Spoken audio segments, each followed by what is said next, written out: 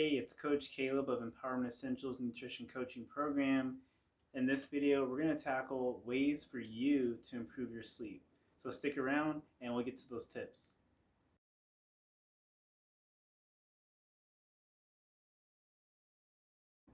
All right, welcome to the Empowerment Essentials Sleep Improvement course. I don't have an official name for it, but let's roll with that. In this course, we're going to tackle ways for you to improve your sleep. So of course, you're in my nutrition coaching program. I give you a tool to measure the quality of your sleep, 1 through 5. Usually, for those that are scoring between a 1 and a 3, there's opportunity for improvement. If you're scoring between a 4 and a 5, your sleep is probably pretty good, and you only need to make minor adjustments to take your sleeping quality to the next level. But if you're scoring between a 1 and a 3, these tips in this video would definitely help you. So I have about a good half dozen to a dozen tips to provide. There's nothing revolutionary. You don't have to go out and buy anything crazy. You don't have to change a lot of things. A lot of the tips in this video are things that you can do on your own for free, or just kind of manage your schedule or the way you do things a little differently. So I'm looking forward to sharing those tips, and we're gonna get right to it. So starting with tip one. Okay, so tip one is establishing consistent wake and sleep times. There's lots of studies that show that having consistent wake times can improve your sleep, and this has to do with just the rhythm that you have from day to day. So if you change your wake time from 6 a.m. and then go to 8 a.m., that's a 2-hour difference. And so for the day that you wake up at 6 a.m., you may fall asleep or feel drowsy and sleepy earlier that night. And then, say for instance, the next morning, you kind of you sleep until like 8 or 9, and then you end up staying up later that day or that evening, which you may get less sleep, especially if you end up waking up earlier the following day. And so that can kind of throw off your sleeping schedule, your sleeping rhythm, as far as when you feel sleepy compared to the time that you're waking up. So tip one, get a consistent wake up time. Be thoughtful about the time that you set for yourself. Be realistic too. We all have ambitious goals, but the goal that works is the goal that you'll stick to.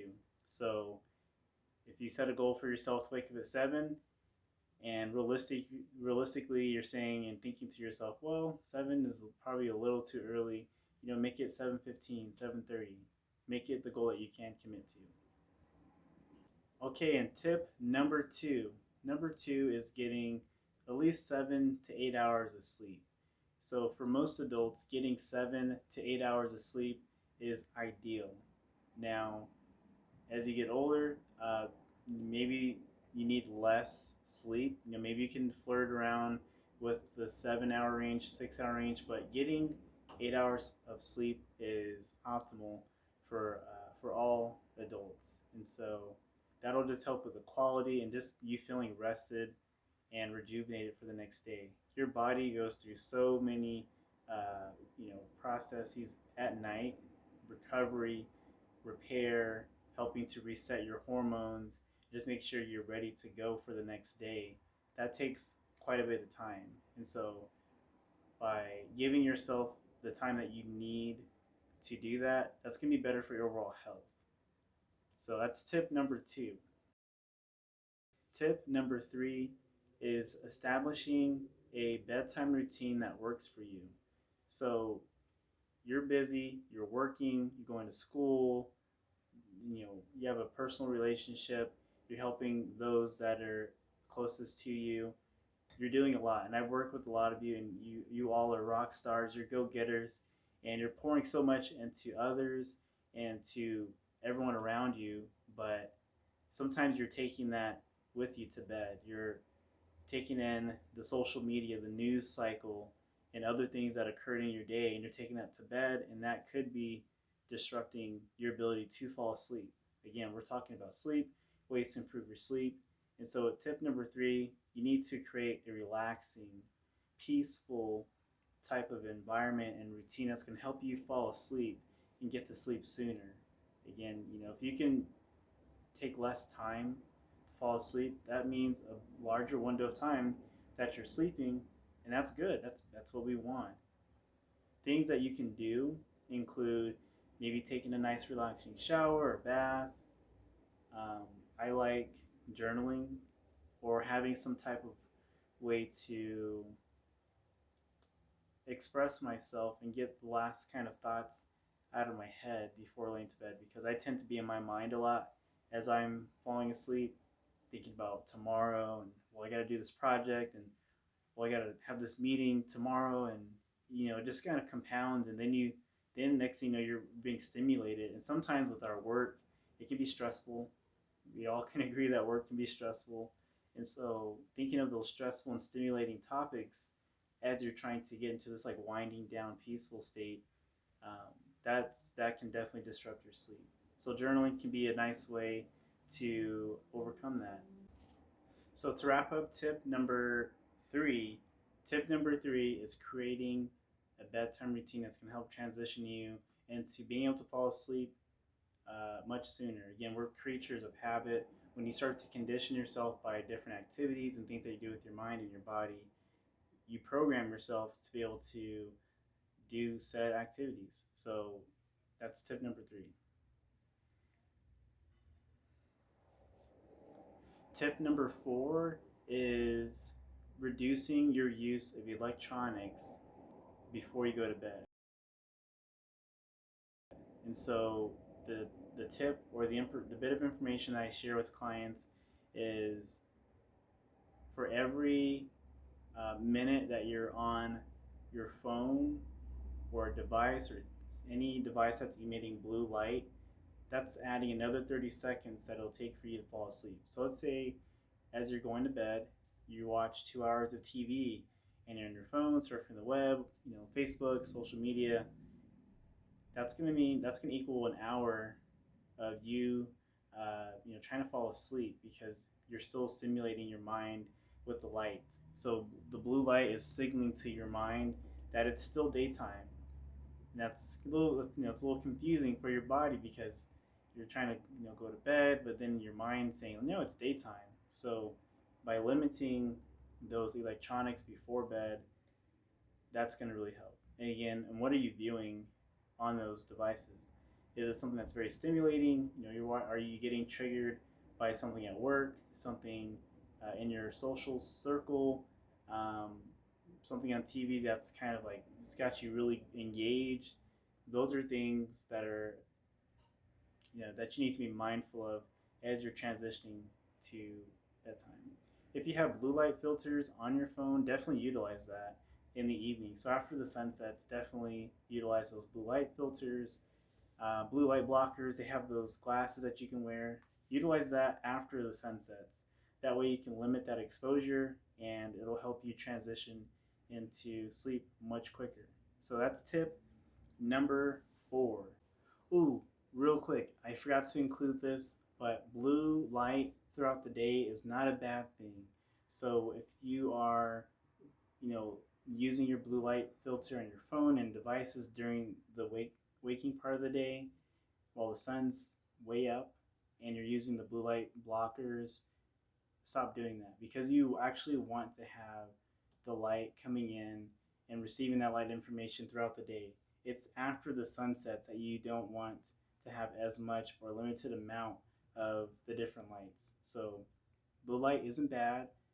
You need the light, and it's actually good to get that light signal throughout the day. It's just after the evening you want to reduce / limit your light exposure.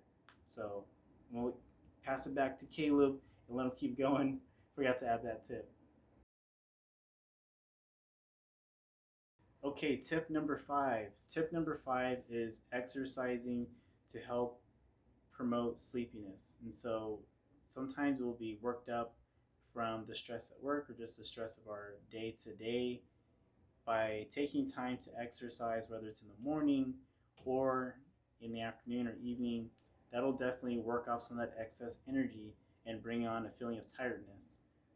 utilize that to your advantage. Again, sleep does play a vital role in your mood and how you feel from day to day.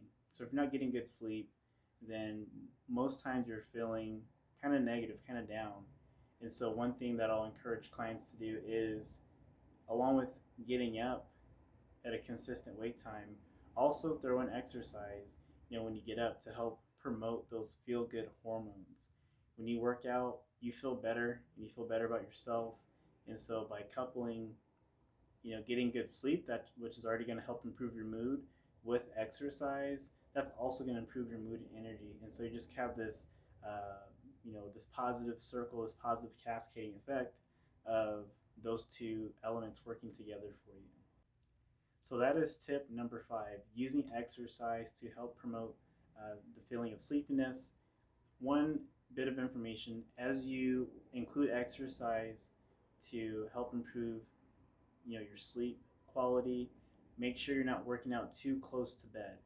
Again, you do get worked up during your workout, and so you want to make sure you're leaving a space of a 2-hour window from the time that you're working, complete your workout, to the time that you're going to bed, just to give yourself that time to wind down and get your heart rate down, get your body temperature down, because that plays a very essential role in your ability to fall asleep. So if you're too worked up, everything is kind of like a full go, that's going to disrupt your sleep.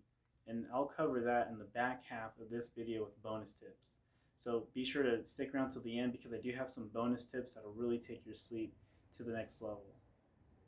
Okay, this is the last standard tip that I usually share with clients before I go into my bonus tips for improving your sleep. But the last tip, tip number 6, that I'll share with you is getting your room temperature and reducing it. If your room temperature is too high, it's too hot, that's going to definitely disrupt your sleep, as far as being able to stay asleep and stay asleep longer. So drop that temperature down. If there's one thing to invest in, everything that I've mentioned so far, you haven't had to invest financially. But if there's one thing for you to invest financially in, is maybe like cooling pillows or cool blankets, especially for the summers. I live in Arizona, and maybe you live in Arizona too, but man, it gets hot. And when those summers come, just like we're in July right now, and the last thing you want is a thick blanket that's too warm, and it's actually going to warm you up as you're sleeping. So invest in a cool pillow, cool blankets, or cool sheets. Have a fan in your room that is not too close, but close enough so you can feel the cool circulating air. Those things will definitely help. And of course, drop the temperature down, and do what works best for you. Okay, so that wraps up the first set of tips that I share with all my clients to help them get started with improving their sleep.